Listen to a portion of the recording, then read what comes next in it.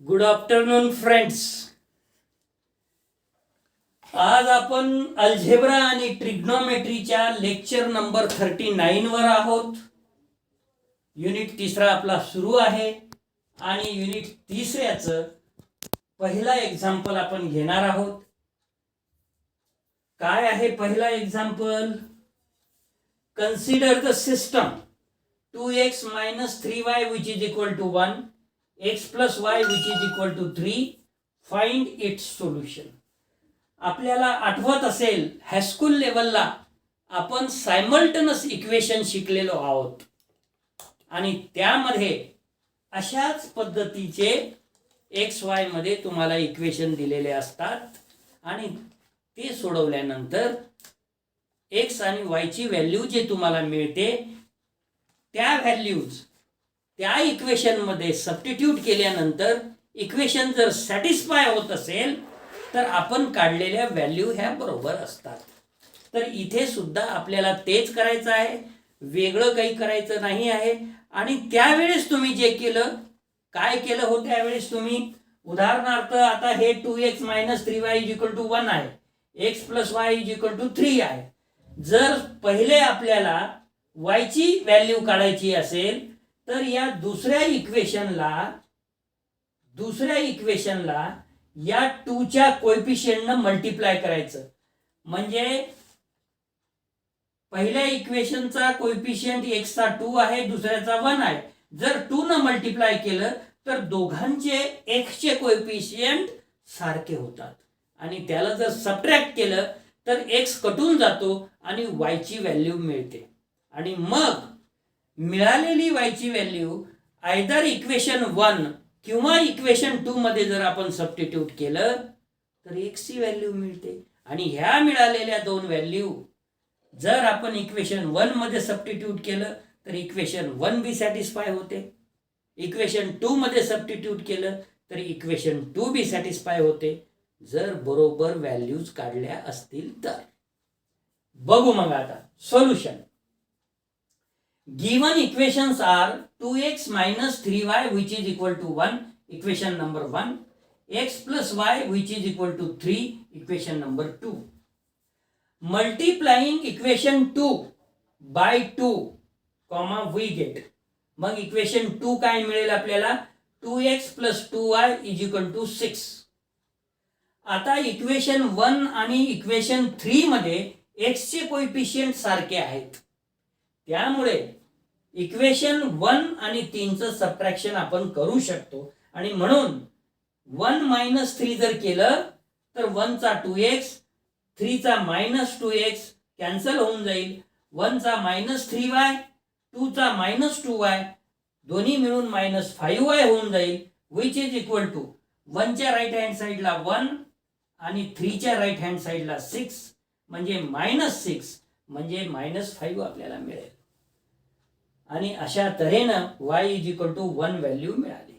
आता ही y = 1 तुम्ही equation 1 मध्ये सबस्टिट्यूट करा किंवा इक्वेशन 2 मध्ये सबस्टिट्यूट करा, तुम्हाला x ची व्हॅल्यू मिळून जाईल. Putting y = 1 in 1, we get. 1 मध्ये जर सबस्टिट्यूट केलं तर 2x - 3 into 1 which is equal to 1. This implies 2x is equal to 1 plus 3 which is equal to 4 and x is equal to 2. आता x is equal to 2 मिळाली, y is equal to 1 मिळाली. बघू बरं आपण हे satisfy होते का. Equation number 1 मध्ये 2 into 2 म्हणजे 4, -3 into 1 म्हणजे 3, 4 - 3 1, 1 is equal to 1. सॅटिस्फाय झालं. 2 बघू आता. x ची किंमत 2, y ची किंमत 1, 2 + 1 3, 3 is equal to 3. म्हणजे दोनही इक्वेशन सॅटिस्फाय जर झाले तर आपण काढलेले x आणि y च्या व्हॅल्यूज ह्या करेक्ट असतात. आणि म्हणून this system has 2, 1 as the only solution. 2, 1 च्या व्यतिरिक्त या सिस्टमला सोल्युशन नाही. हे झालं कोणत्याही दिलेल्या सिस्टमला सोल्युशन एक कोणतं आहे ते. आता काही वेळेस काय होते की सोल्युशनच नसते, एखाद्या प्रॉब्लेमला सोल्युशनच नसते. बघू बरं ते कसले प्रॉब्लेम आहेत ते. Next example, consider the system 2x + y = 1, x - 2y = -7 आणि x + 3y = 6 of 3 equations in 2 unknowns. या 3 सिस्टम ऑफ इक्वेशन मध्ये 2 अननोन आहेत. कोणकोणते हो? x and y. आणि आपल्याला दाखवायचं आहे this system has no solution. म्हणजे इन केस तुम्हाला x आणि y ची व्हॅल्यू जरी मिळाली तरी पहिल्या इक्वेशन तरी मध्ये सॅटिस्फाय नाही होणार त्या व्हॅल्यू सबस्टिट्यूट केल्यानंतर, दुसऱ्यामध्ये तरी नाही होणार किंवा तिसऱ्यामध्ये तरी नाही. कुठल्या तरी एखाद्या इक्वेशन मध्ये जरी सॅटिस्फाय नाही झालं तर त्याचं ते सोल्युशन असू शकत नाही. म्हणजे या सिस्टम ऑफ इक्वेशनचं solution. The given system of equations are 2x + y which is equal to 1, याला 1 नंबर देऊ. x - 2y = -7, याला 2 नंबर देऊ. x + 3y = 6, याला 3 नंबर देऊ. आता आपल्याला x आणि y ची व्हॅल्यू काढण्याची पद्धत पहिल्या प्रॉब्लेम मध्ये कळालेली आहे. जर x आपल्याला व्हॅल्यू काढायची असेल तर y चे कोएफिशिएंट सारखे करायचे, सबट्रॅक्ट करायचं, येऊन जाईल.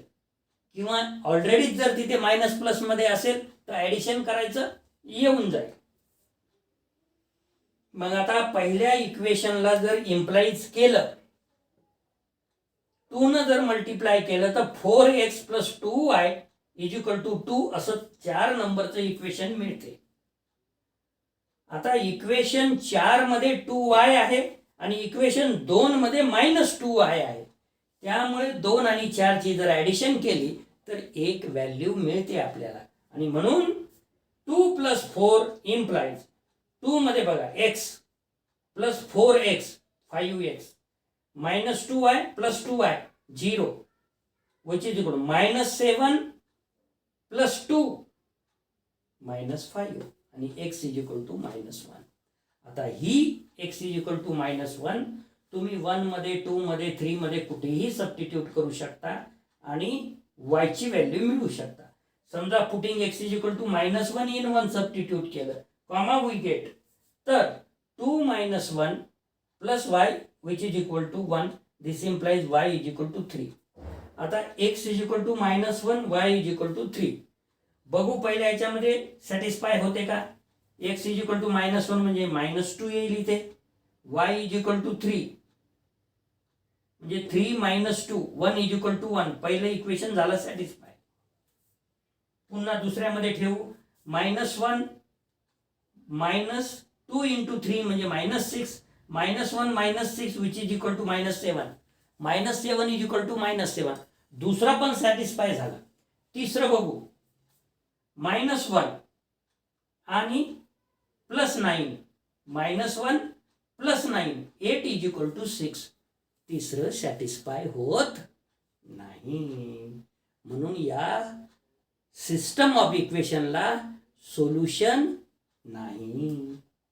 बघू मग आता x आणि y च्या व्हॅल्यू आपण काढेपर्यंत आलो होतो. आणि म्हणून for if x = x1 which is equal to -1 and y = y1 which is equal to 3 satisfies the first 2 equations. पहिले 2 इक्वेशन सॅटिस्फाय होते. What about 3? देन तिसऱ्या इक्वेशनला x = x1 + 3y1 which is equal to, या x1 ला मला असं लिहिता येते 2x1 - x1 + 3y1 ला मला लिहिता येते y1 + 2y1. असं का लिहायचं हो? तर आपल्याला इक्वेशन 1 आणि इक्वेशन 2 च्या फॉर्मॅटमध्ये आणायचं आहे. इक्वेशन 2 काय आहे? इक्वेशन 1 आणि 2 काय आहे? 2x + y. तर मग आता 2x1 + y1 एका ब्रॅकेटमध्ये लिहायचं which is equal to, म्हणजे इक्वेशन 1 सारखं झालं ते. मायनस कॉमन काढायचं आणि ब्रॅकेटमध्ये x1 - 2y1 इक्वेशन 2 च्या फॉर्म मध्ये आणलं. या दोन्ही इक्वेशनची व्हॅल्यू आपण दिलेल्या सेट ऑफ इक्वेशन मधून घेऊ शकतो. पहिलं इक्वेशन इक्वल टू 1 आहे मायनस इन ब्रॅकेट, दुसरं इक्वेशन इज इक्वल टू -7 आहे विच इज इक्वल टू 8. 1 + 7 8. परंतु तिसरा equation x + 3y, x x1 + 3y1 काय आहे 6 आहे आणि आपण कॅल्क्युलेट काय केलं 8 केलं, म्हणजेच नॉट इक्वल टू 6. तिसरं इक्वेशन सॅटिस्फाय होत नाही आणि म्हणून x is equal to x1, y is equal to y1 does not satisfy the third equation. तिसरं इक्वेशन ह्या व्हॅल्यू सॅटिस्फाय करत नाही आणि म्हणून आपण म्हणू शकतो hence the system has no solution. म्हणजे पहिला एक्झाम्पल बघितला आपण, system has only one solution. दुसरा एक्झाम्पल बघितला, सिस्टम हॅज नो सोल्युशन. आता एखादा असा एक्झाम्पल बघू की system has infinitely many solutions. Next example 3. Consider the system x + y is equal to 3, 2x + 2y is equal to 6. आणि आपल्याला या सिस्टम ऑफ इक्वेशनचं सोल्युशन काय दाखवायचं आहे. This system has infinitely many solutions. पहिल्या एक्झाम्पल मध्ये आपण ओनली वन सोल्युशन बघितलं, म्हणजे दिलेलं सिस्टम असेल आणि इट हॅज रिकामी जागा, one solution, no solution, many solutions, none of this. दुसऱ्या याच्यामध्ये सेम दुसरी सिस्टम दिलेली असेल, खाली it has one solution, no solution, infinitely many solution, none of this.